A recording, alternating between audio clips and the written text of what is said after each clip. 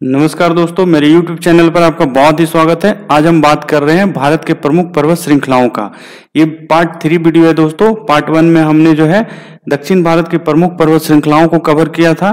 Part 2 में हमने जो है हिमालय पर्वत श्रृंखला को विस्तार से अध्ययन किया था। आज हम बात करेंगे मध्य भारत के प्रमुख पर्वत श्रृंखलाओं का। तो आइए वीडियो को शुरू करते हैं। दोस्तों, सबसे पहले हम बात करेंगे यहाँ अरावली पर्वत श्रृंखला की। तो अरावली पर्वत श्रृंखला जो है भारत की सबसे पुरानी पर्वत श्रृंखला है और यह पर्वत श्रृंखला राजस्थान, हरियाणा, गुजरात और दिल्ली तक फैली हुई है दोस्तों। फिर हम देखते हैं विंध्या पर्वत श्रृंखला को। विंध्या पर्वत श्रृंखला जो है मध्य प्रदेश, उत्तर प्रदेश, बिहार, छत्तीसगढ़ और गुजरात तक ये विंध्या पर्वत श्रृंखला फैली हुई है। विंध्या पर्वत श्रृंखला का ही एक दूसरा भाग है कैमूर पर्वत श्रृंखला। कैमूर पर्वत श्रृंखला दोस्तों मध्य प्रदेश, उत्तर प्रदेश और बिहार के कुछ भागों में फैली हुई है। ठीक है। अगर जो हम बात कर लें सतपुड़ा पर्वत श्रृंखला की, तो सतपुड़ा पर्वत श्रृंखला खंडित भागों में बटा हुआ है, जिसकी यहाँ पे आप देखिए सतपुड़ा पर्वत श्रृंखला है। इसी का आगे एक्सटेंशन जो है महादेव पर्वत श्रृंखला के नाम से जाना जाता है और साथ ही इसी का अगला एक्सटेंशन जो है मैकाल पर्वत श्रृंखला के नाम से जाना जाता है। तो मैकाल पर्वत श्रृंखला, ये जो मैकाल पर्वत श्रृंखला है वो मध्य प्रदेश और छत्तीसगढ़ में ये पाए जाते हैं। मैकाल पर्वत श्रृंखला। सतपुड़ा पर्वत श्रृंखला की बात करें तो ये मध्य प्रदेश, छत्तीसगढ़ और महाराष्ट्र में पाई जाती है। ठीक है दोस्तों। अगर जो हम बात करें महादेव हिल्स की, तो महादेव हिल्स जो है ये मध्य प्रदेश में पूर्ण रूप से पाया जाता है। ठीक है। अगर जो यहाँ हम देख लें अजंता रेंज, तो अजंता रेंज हमारा महाराष्ट्र में आता है। बालाघाट रेंज भी महाराष्ट्र में आता है और हरिश्चंद्र रेंज जो है ये भी महाराष्ट्र और कर्नाटक के कुछ बॉर्डर एरिया में आता है। हरिश्चंद्र रेंज जो है पश्चिमी घाट के लगभग पैरेलल में आता है। यहाँ पे आप देख लें राजमहल हिल्स, तो राजमहल हिल्स जो है वर्तमान झारखंड और पश्चिम बंगाल में पाए जाते हैं। आप अगर जो गुजरात की प्रमुख पर्वत श्रृंखलाओं को देखें तो गिर, फिर आता है गिरनार और मांडव। गिर, गिरनार और मांडव। अब दोस्तों प्रश्न उठता है कि इस टॉपिक से प्रश्न पूछे कैसे जाते हैं। तो इस टॉपिक से प्रश्न पूछे जाते हैं 2-3 तरह से। एक तो आपसे पूछ लिया जाएगा कि अरावली की सबसे ऊंची चोटी कौन है, कैमूर की सबसे ऊंची चोटी कौन है, मैकाल की सबसे ऊंची चोटी, विंध्या की सबसे ऊंची चोटी। इस तरह से प्रश्न पूछ लिए जाते हैं। दूसरा आपसे इस तरह से पूछ लिया जाएगा कि आप इन पर्वत श्रृंखलाओं को पूरब से पश्चिम सजाएं या इन पर्वत श्रृंखलाओं को उत्तर से दक्षिण सजाएं। तो जैसे आपको दे दिया जाए अरावली, विंध्या, बालाघाट, अरावली, विंध्या और बालाघाट, इसको उत्तर से दक्षिण सजाएं, तो निश्चित रूप से पहले अरावली आएगा, फिर विंध्या आएगा, फिर बालाघाट आएगा। इसी तरह से आपको ये लोकेशन थोड़ा याद रहना चाहिए।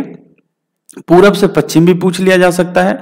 जैसे गिर पश्चिम से पूरब अगर जो हम जाते हैं, यहाँ पश्चिम है, इधर पूरब अगर जो हम जाते हैं तो गिर, सतपुड़ा, महादेव, मैकाल, राजमहल्स। इस तरह से आपको एग्जाम में प्रश्न पूछ लिए जाते हैं। और अगर जो ये टॉपिक पूरी तरह से आपको क्रिस्टल क्लियर नहीं है तो उस स्थिति में प्रश्न जो है छूट जाते हैं एग्जाम हॉल में। तो ये देखने में बहुत सिंपल टॉपिक है दोस्तों, बट जब एग्जाम हॉल में पूछे जाते हैं प्रश्न तो वहां पे प्रश्न छूटते हैं। अब आगे देखते हैं प्रमुख चोटियों के बारे में। तो अरावली पर्वत श्रृंखला की सबसे ऊंची चोटी गुरु शिखर है, जिसकी ऊंचाई 1722 मीटर है। ठीक है। वहीं विंध्या पर्वत श्रृंखला की सबसे ऊंची चोटी बात करें तो इसका नाम है सद्भावना शिखर, सद्भावना शिखर या कालूमार पिक, जिसकी ऊंचाई 752 मीटर है। ठीक है।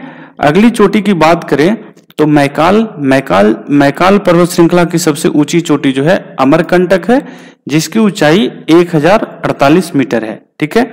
आप अमरकंटक की चोटी को जानते होंगे, यहां से बहुत ही प्रमुख नदियां निकला करती हैं। बात करें सतपुड़ा की सबसे ऊंची चोटी, तो सतपुड़ा की सबसे ऊंची चोटी है धूपगढ़, जिसकी ऊंचाई 1350 मीटर है।